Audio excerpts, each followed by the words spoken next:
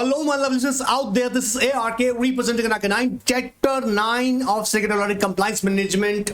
बहुत ही इंपॉर्टेंट, जी हाँ, याद रखिएगा। चैप्टर 9 हम लोग डिस्कस करने वाले हैं सेक्रेटरियल ऑडिट। और भाई आप पक्का मान लो 5 to 8 मार्क्स के लिए बहुत इंपॉर्टेंट चैप्टर है भाई।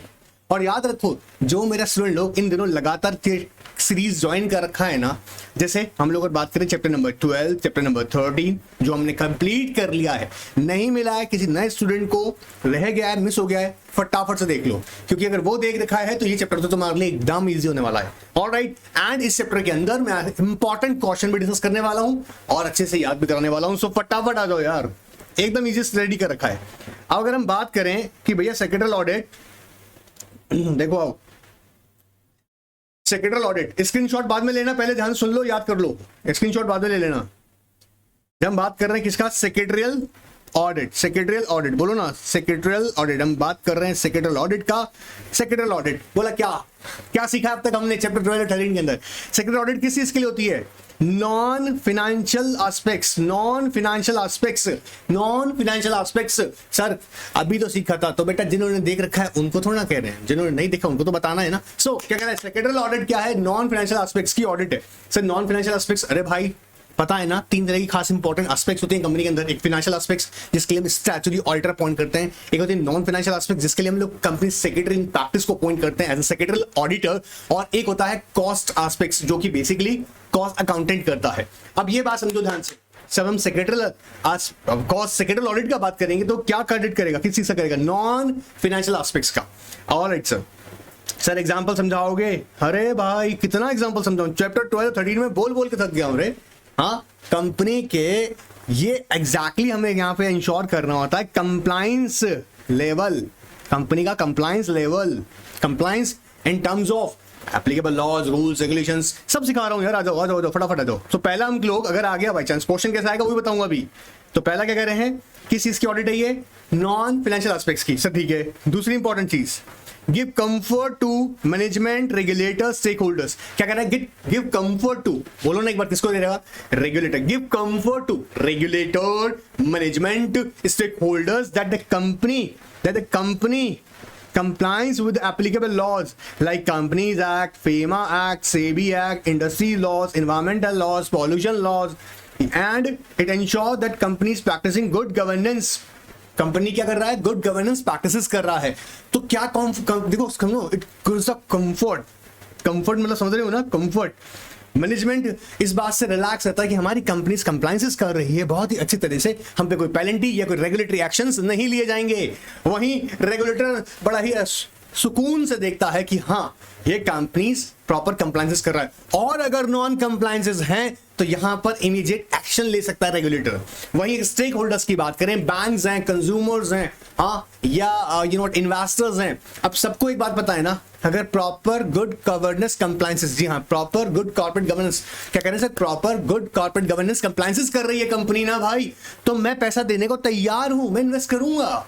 बैंक्स कह रहा है हम तुमको लोन देंगे, लेकिन पक्का तो होना चाहिए। ये कैसे पक्का होगा? जब उस कंपनी का सेक्रेटरियल ऑडिट होगा। तो सेक्रेटरियल ऑडिट क्या कर रहा है? पहली बात, किसको कंसीडर करेगा? Audit of non financial aspects. दूसरा, it gives the comfort to regulator, बोलो मेरे साथ में, regulator, stakeholders, management, that the companies compliance with applicable laws. Company compliance with applicable laws क्या क्या?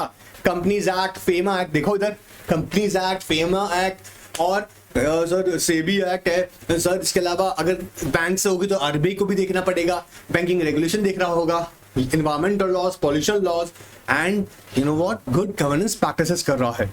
ऑलराइट सर, पॉइंट नंबर 3 कहता है, it reduces business and reputation risk. Of course, अफसोस होने वाला बात है, नॉन कंप्लायंसेस होगा तो अल्टीमेटली क्या होगा? आपके लाइसेंसेस कैंसिल कर जाएंगे, आपका बिजनेस बंद तक कर सकते हैं, मार्केट में मीडिया आपकी इमेज डिस्ट्रॉय करके रख देगी, लोगों के सामने कंपनी का अच्छा खासा गुडविल डिस्ट्रॉय हो जाएगा। सो अगर प्रॉपर कंप्लायंसेस हो रहे होंगे, और वो कैसे इंश्योर होंगे?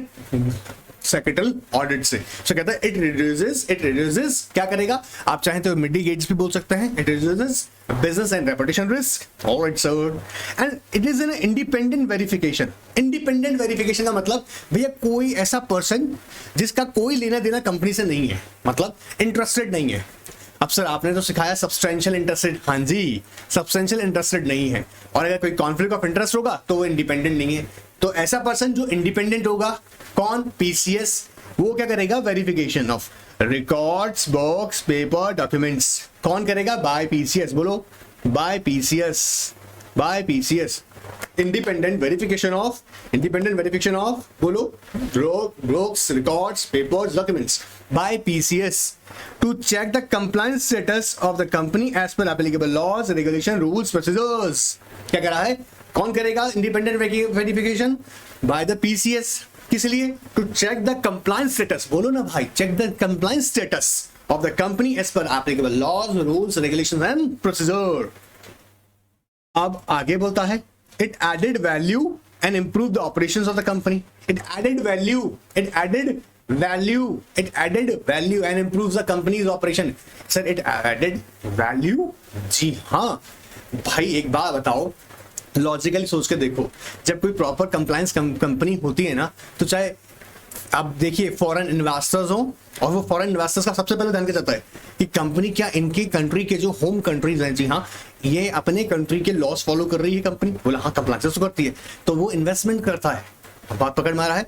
एडेड वैल्यू, याद रखिएगा, एडेड वैल्यू कैसे सर, ऐड कैसे करेगा वैल्यू, भाई ऑडिट रिपोर्ट के बेसिस, सेक्रेटरी ऑडिट रिपोर्ट के बेसिस पे इन्वेस्टमेंट मिलती है, बैंक्स लोन देते हैं, हाँ, और तो और पेनल्टी से बचते हो, फाइन से बचते हो, रेपुटेशन बढ़ता है ना। Alright sir, so it added value and improved the operation of the company and helps in accomplishment of company objective। जिस पर्पस से कंपनी बनाए, आखिर उस तरफ जाओगे जब प्रॉपर कंप्लायंसेस करोगे, और प्रॉपर कंप्लायंसेस आपके लिए याद रखिएगा हम सेक्रेटरी ऑडिट कंडक्ट करके वेरीफाई करेंगे, और अगर कहीं नॉन कंप्लायंसेस होंगे तो वहां पर हमको आपको आइडेंटिफाई करेंगे। अच्छा, जब अच्छी सेक्रेटरी ऑडिट हो रही होगी तो कहीं ना कहीं वो एक इंपॉर्टेंट बात आ जाएगा कि कंपनी का इंटरनल कंट्रोल सिस्टम भी ऑब्जर्व करेंगे, रिस्क मैनेजमेंट सिस्टम भी ऑब्जर्व करेंगे, ये सारी इंपॉर्टेंट एस्पेक्ट्स कवर होने लग जाएंगी। तो अगर एग्जाम में क्वेश्चन आ जाए, क्या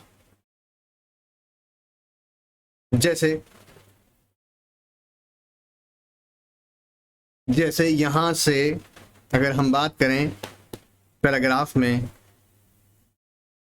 देखो आपसे ऐसे पूछ सकता है, secretary audit postulates for independent verification of record, books, paper and documents by PCS, discuss, comment या elaborate, ऐसा कोई क्वेश्चन आता है तो हमें सबसे पहले याद रखिएगा, एक ही इतना सा पैराग्राफ जो आपके लिए पॉइंट्स में रेडी कर दिया है, ऐसा याद रखना है आपको। क्या क्या, पहली बात, ये किस चीज की ऑडिट करेगा, नॉन फाइनेंशियल एस्पेक्ट्स, ठीक है, नॉन फाइनेंशियल एस्पेक्ट्स को कंसीडर करेगा। फिर कहता है comfort, it gives comfort to management, regulators, stakeholders, किस बात के लिए, that company compliance with the applicable laws. Applicable laws, I hope ये सब कुछ अच्छे से याद होंगे यार, बहुत सिंपल सी बात है, अब तक एग्जीक्यूटिव में तो रट के थक गए होंगे। And reduces the business and reputation risk, reduces the business and reputation risk. It's it's a kind of independent verification, it's independent verification of records, documents. अब यही तो बात है ना, कोई इंडिपेंडेंट पर्सन देखेगा, रिकॉर्ड्स दिखाओ, कंपनी का रजिस्टर दिखाओ, बुक्स दिखाओ, ये डॉक्यूमेंट्स दिखाएगा, कौन करेगा, पीसीएस।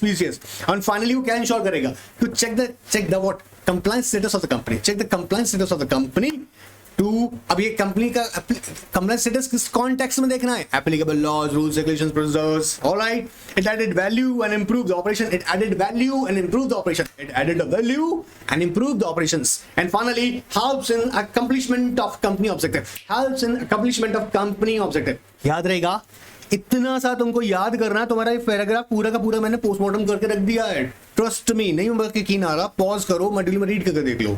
चलो जिन्हें मॉड्यूल में रीड करना वो करते रहे, हम आगे जा रहे हैं। Need for secretary audit, exam के लिए अच्छा क्वेश्चन है, ये इंपॉर्टेंट मार्क कर लो भाई, एग्जाम के लिए इंपॉर्टेंट क्वेश्चन है नीड। अब देखो मैं तुम्हें बता दूं क्वेश्चन भी कैसे बन के आ सकता है, प्रोबेबल क्वेश्चन जो इसका, वो भी देख लो तुम।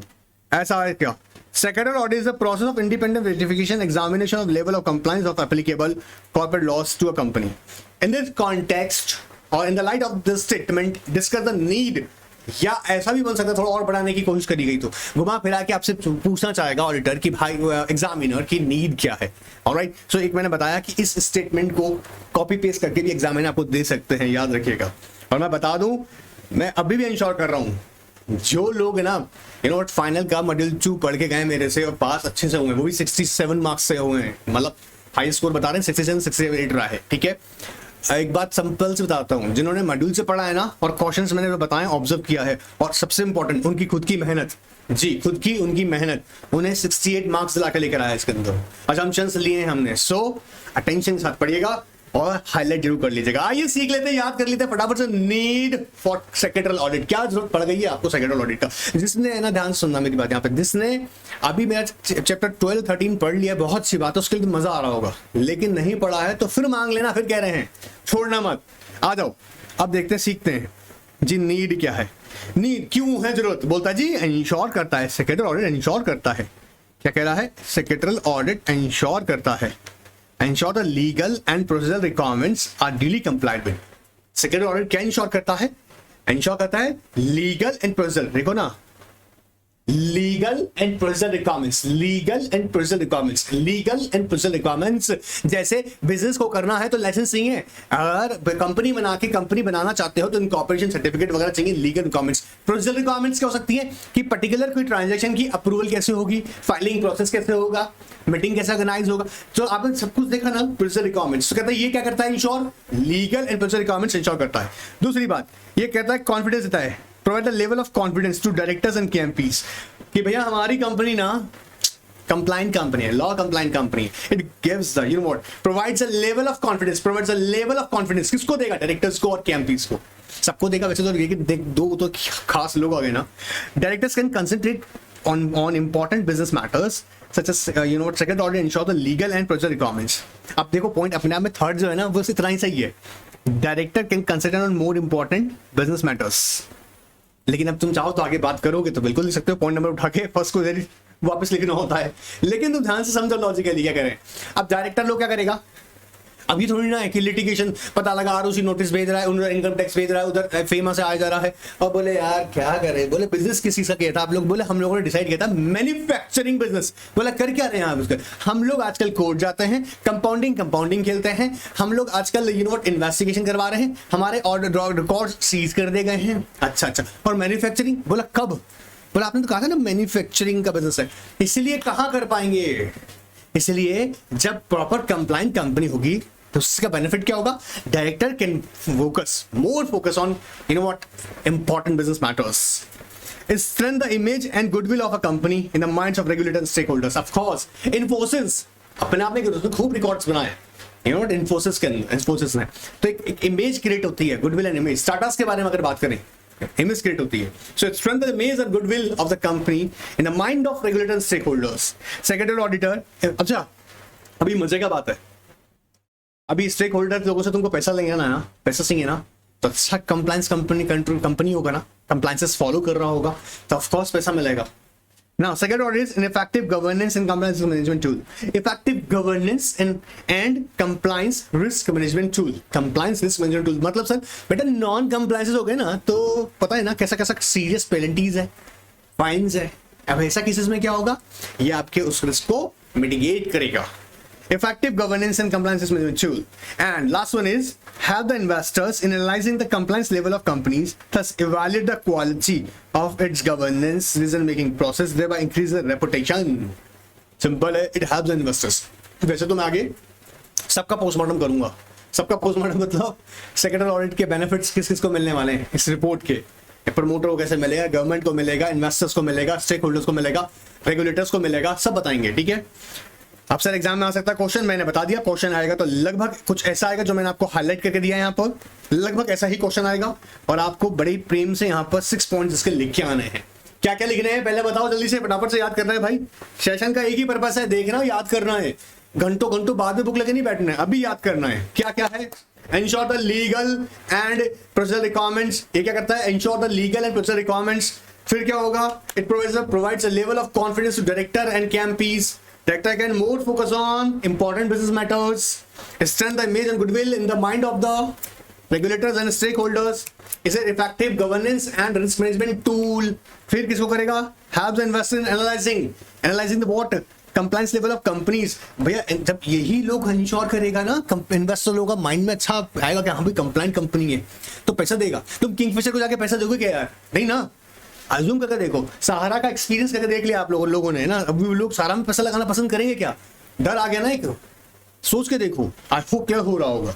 चलिए, secretarial audit and company secretary in practice. अब ये हम लोग बहुत से जानते हैं यार। सेक्रेटरियल ऑडिट करने के लिए section 204 subsection 1 of companies act 2013 क्या कह रहा है, क्या कह रहा है? Only a member of ICSI having certificate of practice UP क्या कर सकता है? Secretarial audit. ये सिंपल सा बात है, याद रखना है। ठीक है, आगे चलते चलो। एप्लीकेबिलिटी सर इंपॉर्टेंट है, हाँ जी, इसलिए यहां से क्वेश्चन निकल के आती है, क्वेश्चन निकल के आती है। बहुत सिंपल सा है, बहुत सिंपल है रे। देखो आओ, section 204 subsection 1 of companies act read rule number 9 of companies appointment and remuneration of manager personnel, appointment and remuneration of manager personnel rule 2014 कहता है जी, every listed company is required to conduct secretarial audit. करना पड़ेगा रे, ठीक है। Plus every public company having a paid up share capital 50 crore rupees or more. I hope ये तुम लोगों ने पढ़ा हुआ है, लेकिन मेरा फर्ज बनता है तो मैं फटाफट याद करवा दूंगा। Every public company having turnover 250 crore. Turnover कितना बोल रहा है, याद रखना यहाँ पे, टर्नओवर 250 करोड़। और अब यहां आता है सबके लिए उठा लाया, बोला कंपनी, तुम प्राइवेट कंपनी, बोला हाँ जी। क्या तुम्हारा कोई आउटस्टैंडिंग क्या करा, लोन बोरिंग्स बैंक से, पब्लिक फाइनेंस इंस्टीट्यूशन से 100 करोड़ और से ज्यादा है? बोला हाँ सर है। तो बोले आओ सेक्रेटरी ऑडिट करवाओ, सेक्शन 204 सबसेक्शन 1 जब जाके पढ़ के आओ। ऑलराइट, समझ रहे हैं? मतलब section 204 subsection 1 read with rule number 9 of companies appointment and remuneration of managerial personnel 2014 कहता है, every listed companies required to conduct secretary audit. Every public company, बोला एवरी पब्लिक कंपनी, बोला हाँ, लेकिन जिसका पेड अप शेयर कैपिटल ना check कर लेना, कितना बोल रहा है? 50 करोड़। पेड अप कैपिटल कितना? 50 करोड़। क्या कह रहा है, क्या हो सकता है? Every public company having a turnover, कितना टर्नओवर है भाई तेरा, कितना है? 250 crore. Alright sir, private company हो या पब्लिक कंपनी हो, अगर तुमने आ रहा आउटस्टैंडिंग लोन से, बोरिंग्स बैंक से, पब्लिक फाइनेंस इंस्टीट्यूशन से, कितना 100 करोड़ और मोर है ना, आप सर ये कैसे करेंगे? ऑफ कोर्स सिंपल सी बात है, आप लोग अच्छे से जानते होंगे। आप latest audited financial statement check कर लीजिएगा, on the basis of that we will determine this limits. All right sir, फिर क्या होगा? अब जो सेक्रेटरियल ऑडिटर है, जी हाँ, हमारा PCS, वो ऑडिट कंडक्ट करेगा। कंडक्ट करने के बाद में अपनी रिपोर्ट देगा, से बोलेंगे secretarial audit report. Secretarial audit report किसके अंदर? MR3, form number MR3। और ये बोर्ड ऑफ डायरेक्टर के लिए मैंडेटरी है कि उसको अपनी बोर्ड से अटैच, जी हाँ, बोर्ड रिपोर्ट अपना अटैच करके शेयर होल्डर के समक्ष पेश की जाए। आइए चलिए next, with board report will made in terms of subsection 3 of section 134। Secretary audit report gives a company secretary in practice in form MR3। ये तो मेरे बच्चा लोगों को याद होगा यार, बहुत जगह पढ़ा है सब चीजें मैंने इन दोनों ना, सेगमेंट वाइज के अंदर भी अलग से पढ़ा रहा हूँ, ठीक है, गवर्नेंस में भी पढ़ाया है। आइए, explanation for the purpose of rule 9 it is hereby clarified that paid up share capital turnover outstanding loans कैसे देखेंगे? Latest audited financial statement shall be taken into account. Alright sir, कहता देखो, what is the penalty provided if board of director do not explain the qualification in the secretarial audit report? 2 lakh rupees. जी हाँ, जो भी remarks यहाँ पर secretarial audit report के अंदर MR3 के अंदर हमारा सेक्रेटरियल ऑडिटर जो देगा रिमार्क्स, और रिमार्क्स या क्वालिफिकेशंस, या बोलते हैं क्वालिफिकेशंस, उसको ना डायरेक्टर लोगों को अपनी बोर्ड रिपोर्ट के अंदर एक्सप्लेन करना होगा। और भाई साहब ने एक्सप्लेन नहीं किया ना, तो इन लोगों पर 2 लाख रुपीस तक का पेनल्टी लग जाएगा रे, याद रहेगा। चलिए, ऐसे ही जब हम देखते हैं कहां पर LODR के अंदर एप्लीकेबिलिटी, ये सब साला रटवा है आप लोगों ने, तो सारा का सारा हम लोगों ने अच्छे से किया हुआ है, फिर भी मेरा ऑब्लिगेशन बनता है कि मैं फटाफट से बता दूं आपको एक बार। आओ फटाफट आओ, देखो कहता है आगे, कमिटी ऑन कॉर्पोरेट गवर्नेंस, जी हाँ, chairmanship of Shri Uday Kotak, its report, जिन्होंने क्या रखा, criticality of the sectoral functions of fact of board meetings, secretarial audit to be made compulsory for all listed entities, CBLOD ने बोला, प्लस बोला secretarial audit to be annexed all material unlisted Indian subsidiaries। ये 2 important बातें हैं, अभी सब सिखाऊंगा। Material unlisted metal subsidies क्या है ये भी सिखाऊंगा, ध्यान से सुनते जाना पहले। तो यहाँ पे तो पहले कमेटी ने कहा, कमेटी ने कहा जी हाँ जी मैंडेटरी है, बोला हाँ सर मैंडेटरी है, इसके लिए रेगुलेशन 24A पढ़ना पड़ेगा, ठीक है पढ़ लेंगे। बोला लिस्टेड कंपनीज तुम सबको भैया ऑडिट करवाना पड़ेगा। आप कौन है जी? मैं एक अनलिस्टेड मटेरियल सब्सिडरी हूं जिसका इनकॉर्पोरेशन इंडिया में हुआ है। बोले क्या क्या है नाम, वापस बोलो। मैं हूं अनलिस्टेड मटेरियल, अनलिस्टेड हूं, बोले हाँ, लेकिन मटेरियल अनलिस्टेड हूं, मटेरियल हूं, मटेरियल क्या हो, वही बताएंगे, अभी बताते हैं, ठीक है। तो कहता है secretary audit to be next to all material, extended to all materials unlisted Indian subsidiaries in line with the recommendation of the committee। ठीक है जी। अब देखो यहां पर कहता है जी, देखो ध्यान से, कहता है secretarial compliance report is mandated for every listed entity. Alright sir, इसके लिए रेगुलेशन 24A क्या कहता है? 24 है secretary audit and secretary compliance report, secretary audit and secretary compliance report. कौन कौन, जल्दी आ जाओ यार फटाफट से। देखो कहता है every listed entity and it's material unlisted subsidiaries incorporated in India shall undertake secretarial audit and annex a secretarial audit report given by the company secretary in practice and a form specified with the annual report of listed entity। यहां याद रखना, जो secretarial audit report है, secretarial audit report है, उसको आपको annual return के साथ में एनेक्स करनी जरूरी है, एनेक्स करना जरूरी है। याद रखिएगा, ये कौन कह रहा है? सर आप कह रहे हो, मैं नहीं कह रहा हूं, रेगुलेशन 24A कह रहा है, याद रहेगा। चलिए आगे, every listed entity shall submit secretary compliance report in such form as is specified to the stock exchange within 60 days from the end of the each financial year। कितना दिन में करना है आपको? आपको सर अपनी secretarial compliance report stock exchange file करनी है। किसके साथ? स्टॉक एक्सचेंज में। बोलो कौन सी? Secretarial compliance report. बोलो सेक्रेटरियल कंप्लायंस रिपोर्ट। सर किसको करना है? स्टॉक एक्सचेंज को। कभी भी करना है, अरे 60 days from the end of the each financial year, नहीं तो पहला नॉन कंप्लायंस ही शुरू हो जाएगा। चलो ऑलराइट सर, ये हमने देख लिया है। Designated securities metal subsidiary. देखो प्रोबेबली हो सकता है आपको एग्जाम में ना थोड़ा बुद्धू बनाने के लिए इनमें से कोई सी भी एक सिक्योरिटी पकड़ा दे, मतलब वो आपसे कह दे कि कंपनी के परपेचुअल डेट इंस्ट्रूमेंट्स आरएससी पर लिस्टेड हैं, बाकी कोई इंस्ट्रूमेंट लिस्ट नहीं करवा रखा है, क्या इसको भी ऑडिट करवाना है? बोला हाँ जी करवाना पड़ेगा। आइए, हाँ जी सेक्रेटरी ऑडिट करवाना पड़ेगा। अब कुछ कंडीशंस भी बताऊंगा आगे, लेकिन ये हमें पता लग जाएगा डेजिग्नेटेड सिक्योरिटी से। अगर सिक्योरिटी लिस्टेड है आरएससी पर तो हम उसको लिस्टेड मान रहे हैं for the purpose of secretarial audit. कहता है जी इक्विटी शेयर्स हैं, convertible securities, non convertible debt securities, non convertible dividend preference shares, सारे चैप्टर सीएफएल में पढ़ा रखे हैं। Perpetual debt instruments, perpetual non cumulative preference shares, Indian deposit receipts, securitised debt instruments, security receipts, units issued by, ये याद रखना, units issued by the mutual funds, other securities as may be specified by the board. तो कह रहा है units, जी हाँ याद रखना ये बात। मटेरियल सब्सिडरी क्या क्राइटेरिया क्या है? बहुत सिंपल सा, देखो आप उसका नेट वर्थ या इनकम पे जाओ। क्या कहता है? या तो नेट इनकम की तरफ शक्ल लगाओ या नेट वर्थ। सर किसका? बताते हैं अभी। जो सब्सिडरी कंपनी है, अगर वो यहां पर कहेंगे एक्सीड्स, किससे? एक्सीड्स 10%। अब सर कैसे पता लगेगा? समझो, ध्यान सुनना फटाफट से, बहुत सिंपल चीज है ये। तो एक होल्डिंग कंपनी है, होल्डिंग कंपनी का जूम कर लीजिएगा, 100 रुपीज का प्रॉफिट हुआ है ना, हम इनकम सजेस्ट कर लेते हैं उसको, इनकम 100 रुपीज की इनकम है, ठीक है। इस 100 रुपीज की इनकम में अगर हम कैलकुलेट करें तो यहां पर देखो ध्यान से, इंपॉर्टेंट चीज क्या है। और जब होल्डिंग कंपनी अपना सब्सिडरी कंपनी के साथ हम लोग कंसोलिडेट करके देख रहा है, तो ये 100 जो है, 100 कैसा है? दोनों को मिलाकर, सब्सिडरी और होल्डिंग कंपनी को मिलाकर 100 रुपीज का इनकम हुआ, ठीक है। अब ये 100, मैंने न्यूमेरिकल वैल्यूज इजी लिए ताकि आप बात पकड़ पाए, ठीक है। इस 100 में मान लीजिएगा 11 रुपीज जो है वो सब्सिडरी की इनकम से आया है, मतलब सब्सिडरी के बिजनेस से 11 रुपीज हमको जनरेट हुआ है। मतलब अगर 10% यहाँ पे कह रहा है नेट, यहाँ पे इनकम या नेटवर्थ, कह रहा है 10% एक्सीड्स इन कंसोलिडेटेड इनकम में अगर देखेंगे, देखो a subsidiary whose income or net worth exceeds 10% of the consolidated income or net worth of respectively of listed entity, its subsidiary in the immediately preceding accounting year, उससे हम क्या बोलेंगे? उसका मटेरियल सब्सिडरी। मटेरियल सब्सिडरी याद रहेगा, बहुत सिंपल सा term है एकदम, ठीक है।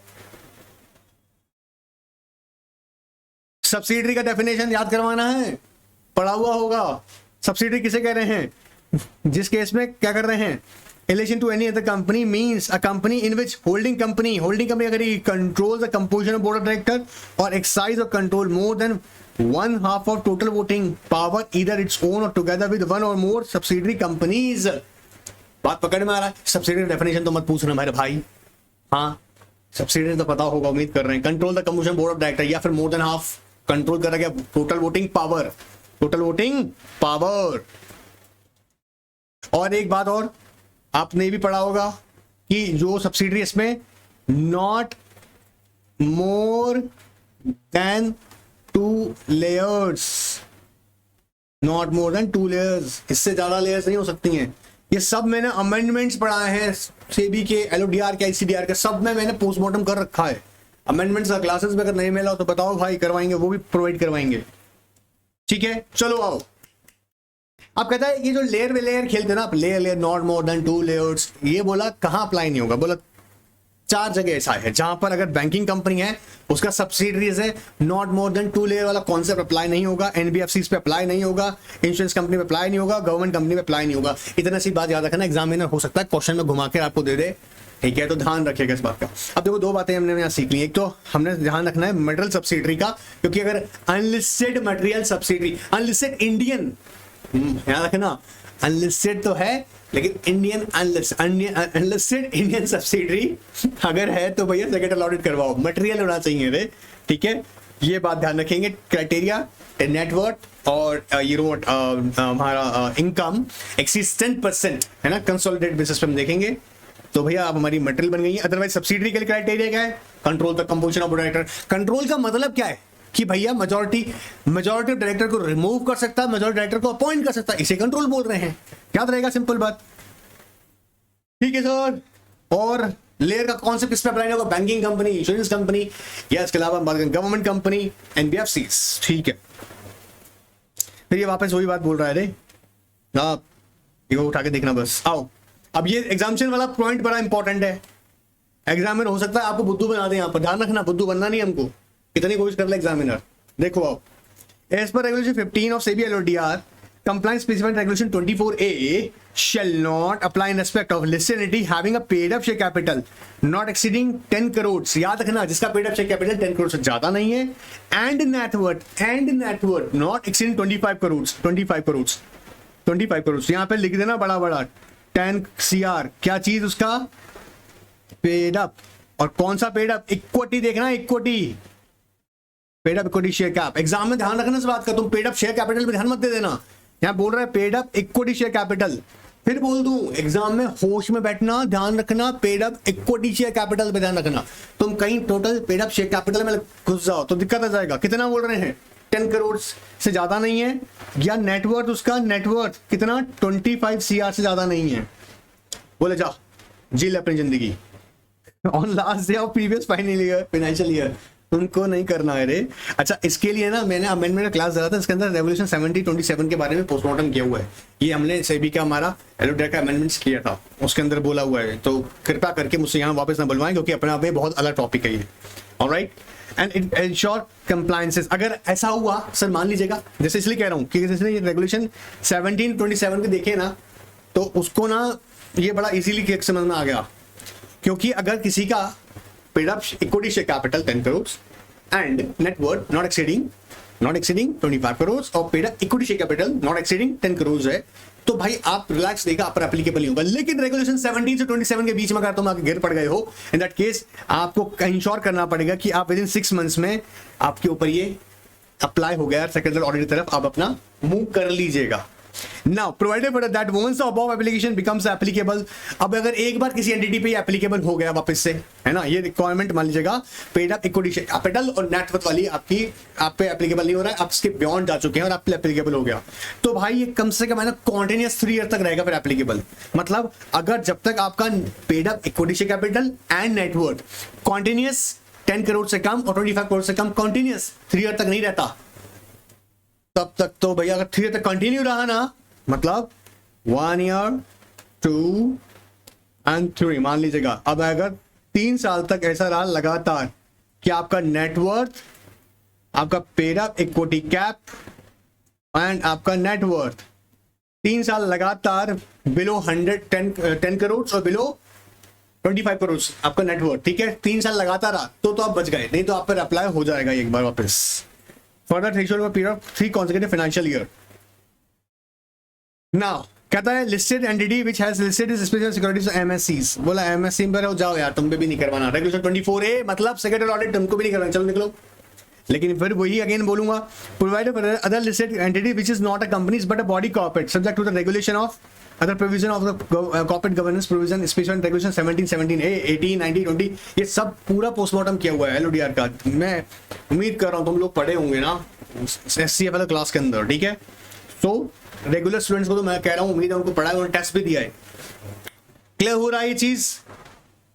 चलिए, एप्लीकेबिलिटी ऑफ, ये भी इंपॉर्टेंट है, छोटी सी बात लेकिन इंपॉर्टेंट है। कहता सर मान लीजिएगा, अज्यूम कीजिएगा सर कि एक पब्लिक कंपनी है, उसने प्राइवेट कंपनी को अपना सब्सिडरी बना लिया, और क्या उस पर भी एप्लीकेबल हो जाएगी सेक्रेटरी ऑडिट? अगर बेटा क्राइटेरिया में फॉलो होगा तो फिर वो लगेगा। जी हाँ, देखिए आइए सीखते हैं, इंपॉर्टेंट लगा रखा है पहले से ही। अब सबको पता है, देखो यहाँ पे public company means a company which is not a private company. याद आ रही है एग्जीक्यूटिव की? Public company means a company which is not a private company and has a minimum paid up share capital as may prescribe. अब आगे कहता है देखो, provided that a company which is a subsidiary of a company not being a private company shall be deemed to a public company for the purpose of this act which our subsidiary company continues to be a private company in its articles। भले ही articles में 3 condition कोई सी violet नहीं करी आपने, याद आ रहा है ना? Restriction, prohibition and restriction, prohibition. Restriction किसी से कहता है? Restrict to right to transfer shares, prohibit to what? Invite the, prohibit to what? आप पब्लिक को इनवाइट कर सकते हो क्या? नहीं ना, है ना, है ना, है ना, याद आ रहा है कुछ? आर्टिकल्स की 3 कंडीशंस याद आ रही हैं, रिस्ट्रिक्शंस हैं, 2 रिस्ट्रिक्शंस लगाई जाती हैं, और ये क्या है? प्रोहिबिशन। बात पकड़ में आ रहा है कि पब्लिक को पैसा वैसा पब्लिक से इनवाइट नहीं करोगे आप, ठीक है? अपना शेयर्स फ्रीली ट्रांसफर नहीं करोगे, रिस्ट्रिक्शन लगा रखा है। क्लियर? आओ अब देखो, समझो। तो भले आर्टिकल में तो आप क्या प्राइवेट कंपनी हो, आपने वायलेट नहीं किया, लेकिन क्योंकि फॉल हो रहे हो किसके अंदर? सब्सिडरी किसकी बन रहे हो? पब्लिक का, तो ये प्रोविजन ट्रैक्ट हो जाएगी। देखो, in the view of this, it is clear that Section 204 is applicable to a private company which is subsidiary of a public company and which falls under the prescribed class of companies.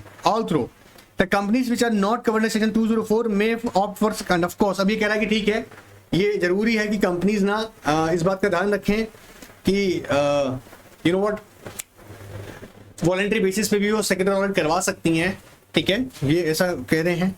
अब यहाँ पे एक चीज देखो, ध्यान से सुनना। SEBI LODR कहता है regulation 2019 notified subject to the exemption available in regulation 15 secretarial audit is mandatory for listed entities and their material unlisted subsidiaries incorporated in India whether it's a public company or private company. Such entities are required to annex secretarial audit report with their annual report। याद रखिएगा, अगर आप material unlisted Indian company हैं, आप private company, आपको भी regulation 24A आप पे अट्रैक्ट होगा, याद रखिएगा। ऑलराइट सर,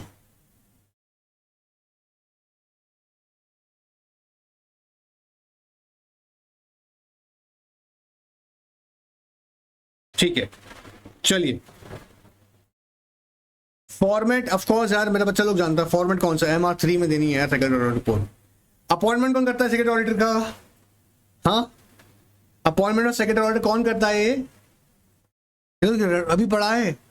हाँ, कहाँ होता है? 8 बोर्ड मीटिंग। कहाँ होता है जी?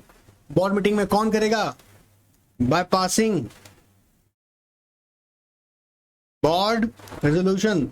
सिंपल सा है, ये क्या पढ़वा इसमें? हो तो है यार, क्लियर एकदम,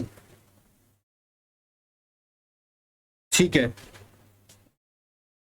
अब देखो एक लाइन बड़ी अच्छी यहाँ पे कह रखी है, secretary audit entails the checking of compliances on a continuous basis. Appointment of secretary auditor should be at the beginning of the financial year. It's a good practice. Secretary auditor should submit the report to the board and of the each quarter so as to compliances of the company। ठीक है। Benefits क्या है? Benefits क्या है? इतनी देर से benefits तो पूरा डिटेल कर रहे हैं यार। ये ऊपर वाला क्लास जो अभी तक आपने यहाँ से देखा है ना, यहाँ तक एक बार रीड करने के बाद इसको रीड करना है सिर्फ आपको। ये अब तक जितनी बातें कर रहे हैं ना हम लोग, ये मैंने यहाँ आपको डिटेल में समझाया भाई, ये समझाया है शुरुआत में, वही कहानियां यहाँ रिपीट हो रही हैं। So just simply revise it. अब आओ, ये एक इंपॉर्टेंट क्वेश्चन है हमारे सामने, इंपॉर्टेंट। इंपॉर्टेंट क्वेश्चन है, याद रखिएगा इसको, अभी से सीखना है ढंग से, याद भी करना है। देखो आओ, इंपॉर्टेंट भी है और ऐसा ही क्वेश्चन आ सकता है जो सामने आपके प्रेजेंट कर रहा हूं, ठीक है, ध्यान रखना। Dispensation with such an independent secretarial audit can lead to significant problems for the companies and its stakeholders। क्या क्या हो सकती हैं प्रॉब्लम्स, अभी देखते हैं। आइए देखते हैं एक बार, इंपॉर्टेंट है रे, ध्यान रखना है ना। और डिस्पेंसेशन से ना system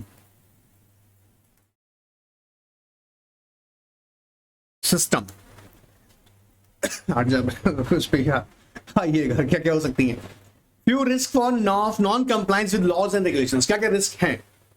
failure of legal compliances, जिसका मतलब अगर आपने प्रॉपर बुक्स रिकॉर्ड्स या नॉन कंप्लायंस किए with the provision of corporate law, security law, executing certain unviable and undesirable corporate actions and transactions with related parties, loan to director, issue, allotment, transfer of securities, otherwise without proper authority of the board of directors or general meeting, memorandum या articles के according नहीं किया आपने काम, then could lead to ability to third parties to play with the stakeholders limited liability protection। जी हाँ, कहीं ना कहीं होगा, कह रहा है could lead to the ability by third parties to play with the stakeholders limited liability protection। मतलब अगर नॉन कंप्लायंसेस होंगे तो क्रेडिटर कैसे सिक्योर रहेगा, बैंक कैसे सिक्योर रहेगा, इन्वेस्टर्स का पैसा सही जगह सिक्योर है क्या? Of course not. सो कहता है legal failure to legal compliances, फिर कहता है failure to obtain proper approval और परमिशन और लाइसेंसेस। कह रहा है क्या? Could lead to a fine, penalties and imprisonment in cases closure of the business. आपने लाइसेंस नहीं ले रखा, बिजनेस बंद करवा देंगे।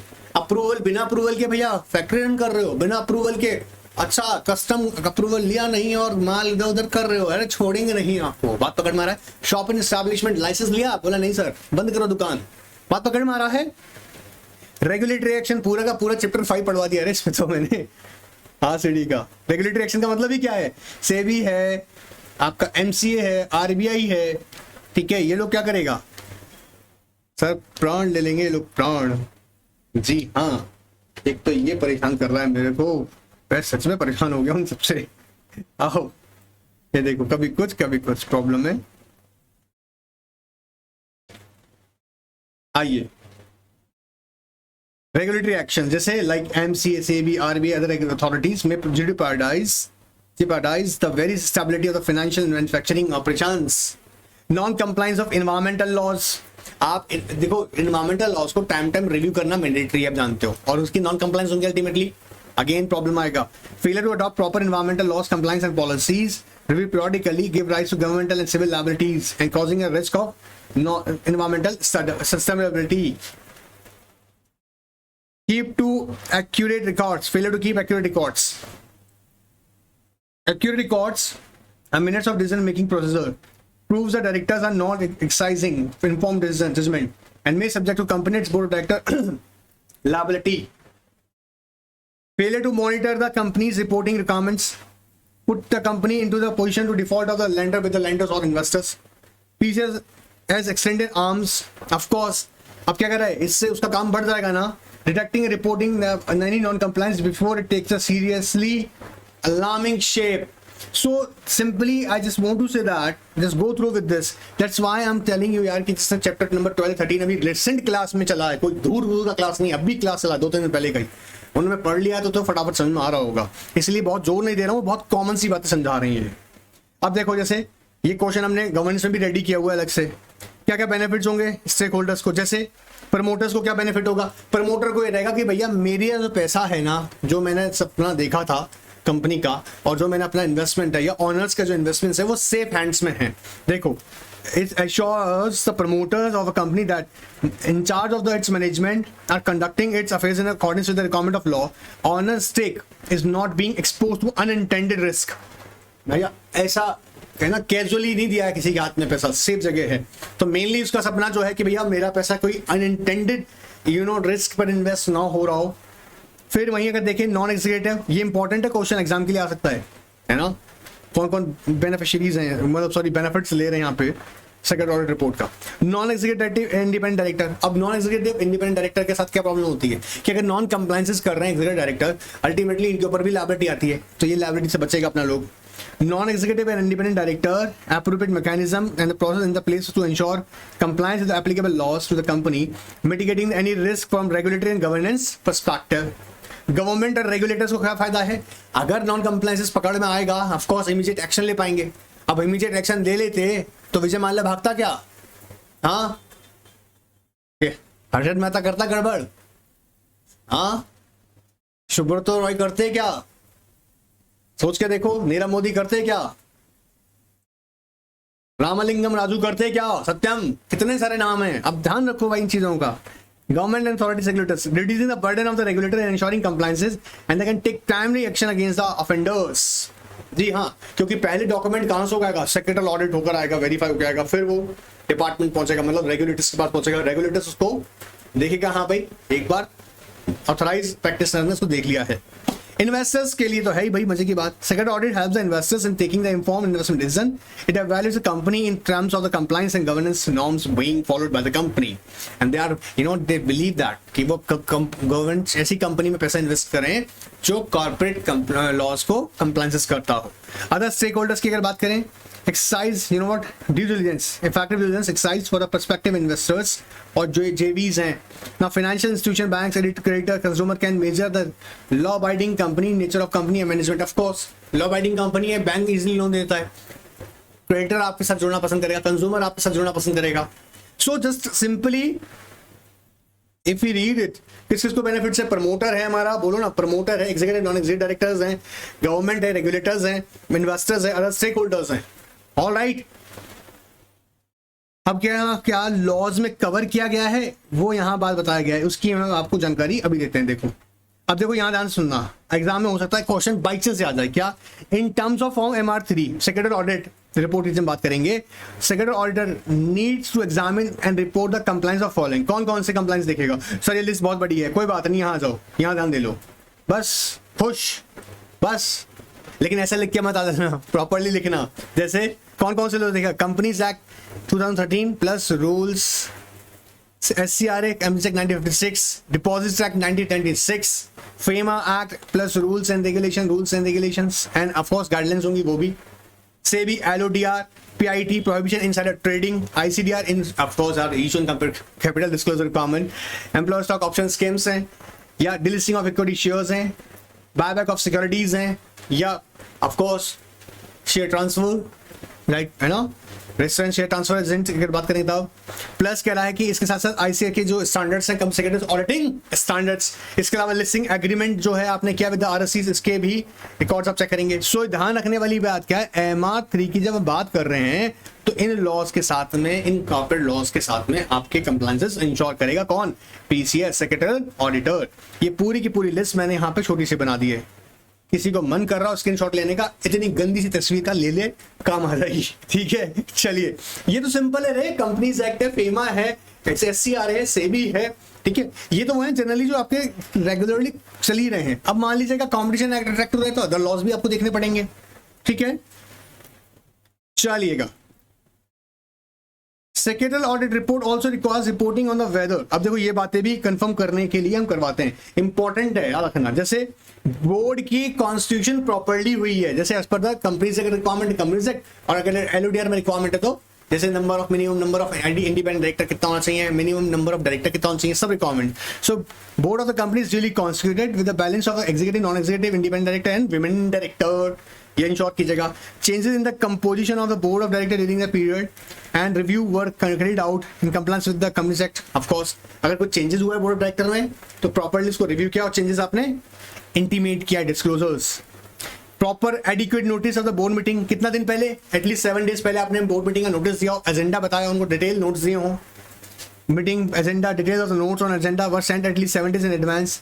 Within such other period as may provide in the articles section 23 of Companies Act, system for seeking and obtaining the information and clarification on agenda item before meeting for meaningful participation in the meeting. majority decisions carried out through the while dissenting members are view captured and recorded as a part of the minutes. ये सब compliance check करना होगा। क्या क्या भाई proper board आपकी constitute हुई है, चेंजेस अगर हुए हैं तो प्रॉपर्ली उसको चेंजेस को बोर्ड में चेंजेस को आपने रिव्यू किया ड्यूरिंग द ईयर, अगर हुआ है तो प्रॉपर बोर्ड मीटिंग हुई है, उनके नोटिस एजेंडा डिटेल नोट्स आपने 7 डेज पहले भेजे हैं, उस पर किसी भी तरीके की क्लैरिफिकेशन एक्सप्रेशन सेक्शन 23 जो कहा जा रहा है कि क्लैरिफिकेशन चाहिए तो वो क्लैरिफिकेशन डायरेक्टर्स को दी गई है ताकि वो इफेक्टिवली पार्टिसिपेट करें बोर्ड मीटिंग में। इसके अलावा जो भी मीटिंग की गई है जिसमें मेजॉरिटी डिसीजन लिए गए हैं उसमें डिसेंटिंग शेयर होल्डर्स के जो भी वोट्स हैं उनको रिकॉर्ड किया गया है। And there are adequate system and process in the company commensurate with the size and operation of the company to monitor and ensure compliances with applicable laws and regulations and general rules like labor laws हैं, competition law है, environmental laws हैं, इन सबको compliances किया है। Secretarial auditors required to report provide details of specific events। event जैसे मान लीजिएगा acquisition वाला मैटर है तो मर्जर अमल कमीशन की बात हुई है तो ये इवेंट्स हैं, ठीक है। बायबैक कंपनी ने किया है, अब जरूर तो है नहीं हर साल बायबैक करेगी, जब भी इवेंट ऑर्गेनाइज हुआ है बायबैक किया है तो उसके लिए अलग से कंप्लायंसेस हैं, ठीक है। डॉक्यूमेंट्स की लिस्ट की बात करें, जनरली ये सारे डॉक्यूमेंट्स सोचने वाली बात है कि जब भी आपका सेक्रेटरियल ऑडिटर ऑडिट करेगा तो इन डॉक्यूमेंट्स पे ध्यान जाना ही जाना है। क्या कंपनी का memorandum, share holding agreement, articles देखेगा, जेवी किया तो जेवी में पार्टनर्स कौन लोग हैं, या फिर यहाँ ऐसे देखो 1 2 3 4 5 6 7 8 9 10 11 12 पॉइंट्स हैं। 12 पॉइंट्स पे हम ध्यान देंगे। सर एग्जाम में आ सकता है आपसे डॉक्यूमेंट्स पूछे जा सकते हैं और बहुत सिंपल से आपने एग्जीक्यूटिव तक और अब तक इन्हीं डॉक्यूमेंट्स के आसपास घूमते रहे आप, वैसे याद हो जाएंगे। देखो memorandum, articles, share holding agreements, ठीक है जी, जेवी किया तो other material contracts, statement for boring and investment deposits, relevant approvals of correspondence and order of the regulatory SEBI, या हम बात करें एनसीएलटी आरओसी की कोई ऑर्डर्स हैं, filing with ROC RBI stock exchanges, all statutory records, notice of agenda, minutes, attendance registers, prospectus and related records, financial statements and reports of the board of director, observation and instruction of judicial constitutional bodies, statement of related party transactions and the board approvals or shareholder approvals, disclosure with the stock exchange, declaration paper में, newspaper में जो भी आपने किए है declaration सब तक वो नहीं बताएंगे, document evidencing board process compliances dashboards। 12 हैं डॉक्यूमेंट्स, यूजुअली बता रहे हैं ना 12 पॉइंट्स में है और एक दो बार रीड करने पे हो जाएगा। और मैं बता दूं आपको, मुझे पूरा विश्वास है कि एग्जीक्यूटिव और फाइनल में अब तक अपने इन डॉक्यूमेंट्स के आसपास ही रहे, ये सारे नॉन फाइनेंशियल ट्रांजैक्शंस को रिकॉर्ड करने वाले ट्रांजैक्शन एस्पेक्ट से। सेक्रेटरियल ऑडिट रिपोर्ट, ये प्रोसेस, ये पूरा का पूरा प्रोसेस अभी हमारे लेटेस्ट चैप्टर के अंदर ही हमने एंगेजमेंट में बड़ी डिटेल और बड़ी प्रेम पूर्वक कंप्लीट किया है। लेकिन आई सजेस्ट कि मेरे साथ में अभी के अभी इन सारे पॉइंट्स को दोहरा लीजिएगा ताकि एक बार याद हो जाए वापस से। सबसे पहला काम क्या होगा, अपॉइंटमेंट ऑफ, अरे यार चल जा ढंग से, appointment of secretarial auditor, appointment of secretarial auditor. पहला काम क्या है, कहता है जी इसका कंपनीज एक्ट का सेक्शन नाम की चीज होती है 179, ठीक है। 179 कहता है कि बोर्ड ऑफ डायरेक्टर, हम जानते हैं ना बोर्ड मीटिंग के अंदर डेली पास बोर्ड रेजोल्यूशन, जी हाँ रेजोल्यूशन सर्कुलेशन नहीं होगा, क्या बोर्ड मीटिंग के अंदर रेजोल्यूशन पास करके अपॉइंटमेंट करेंगे सेक्रेटरियल ऑडिटर का। सेक्रेटरी ऑडिटर कौन होगा, who is a member of the ICSI having a practice certificate, याद रहेगा simple. Communication to earlier incumbent, ये आप जानते ही हैं कि जो प्रीवियस इनकम्बेंट होता है उसको इंटीमेशन देना मैंडेटरी है, मैंडेटरी इन राइटिंग, चाहे रजिस्टर पोस्ट एक्नॉलेजमेंट ड्यू, लेकिन जरूरी है एक्नॉलेजमेंट आना जरूरी है उसका। सो रजिस्टर पोस्ट से कुरियर से भेज सकते हैं या ईमेल भी कर सकते हैं, याद रखिएगा।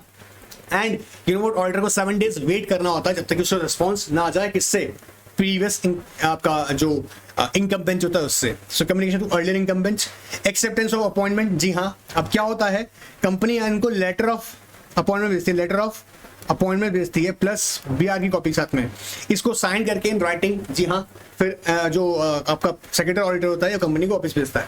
प्रीलिमिनरी डिस्कशन में वही सारी एस्पेक्ट्स कंपनी के बारे में, you know before accepting, before initiating the process. Preliminary meeting के अंदर किसका होगा, सीनियर मैनेजमेंट के साथ में मीटिंग करेगा, कंपनी का ऑपरेशन के बारे में, कंपनी का कंट्रोल प्रोसीजर कैसे है, कंपनी का डिजाइन क्या है, कंपनी डिजाइन का मतलब you know internal control design की बात कर रहा हूँ, ऑपरेशंस के बारे में बात कर रहा हूँ, कंपनी के साइज के बारे में, कंपनी की एक्टिविटीज के बारे में, ठीक है। स्कोप ऑफ ऑडिट क्या रहेगा, हमारे सारी एस्पेक्ट्स कवर करेंगे। फिर finalisation of audit plan and briefing the staff, जी हाँ प्लान डिजाइन किया जाएगा, ऑडिट प्लान करेगा, एंड फिर ये अपनी टीम डिसाइड करेगा कि कौन सी टीम ऑफ कोर्स इस ऑडिट को कंडक्ट करेगी उसकी टीम में। Testing, interview, analysis, of course company के स्टाफ के साथ इंटरव्यू किया जाएगा, क्वेश्चनरीज रखे जाएंगे, एंड वर्किंग पेपर्स। आज का क्लास था मेरा पूरा ड्रिल वर्किंग पेपर्स के ऊपर, वेरी वेरी इंपॉर्टेंट आपके ऑडिट जब भी हम बात करेंगे एविडेंसेस का। और फिर बाद में जब अगर हम कहेंगे कि जो भी ऑडिटर अपना ओपिनियन ड्रॉ करता है उसका प्रिंसिपल सपोर्ट जो होता है वर्किंग पेपर्स होते हैं, लेटेस्ट क्लास में बताया है, आज ही बताया है, ठीक है। Audit summary for discussion and finally submission of audit report and audit as per the ICS auditing standard, ये मैंडेटरी है जी। अब ये 11 पॉइंट्स हैं, ठीक है। ये पूरा का पूरा पोस्टमार्टम ऑडिट एंगेजमेंट के अंदर हमने कर रखा है, ठीक है। फिर इसलिए कह रहा हूं कि अगर रह गया है वो क्लास तो देख लो एक बार, ताकि ये सब फटाफट समझता चला जाए सब कुछ। क्या क्या है? Appointment of auditor, secretary auditor, फिर communication to previous incumbents, acceptance of audit appointment, finally preliminary discussion होगा, फिर preliminary meeting with the management, senior management, finalisation of audit plan and briefing of staff, testing and interview, analysis, उसके बाद में working papers, audit summary for discussion, finally submission of audit report, and last one is of course consider what ICSI auditing standards। अब ये chapter हम लोग यहीं रोक रहे हैं अभी, ऑलराइट। अभी मैं उम्मीद कर रहा हूं ये वाला तुम्हें यहां तक कॉन्सेप्ट क्लियर हो गया होगा। फिर भी किसी को लगता है कि सर मेरे को क्लास 12 नहीं मिला है, मांग लीजिएगा। किसी को लगता है कि सर मेरा टेस्ट नहीं हुआ अभी 12 या 13 का, तो टेस्ट ले लीजिएगा, इन्हें मिस मत कीजिएगा। Alright, good bye, take care, test miss मत करना।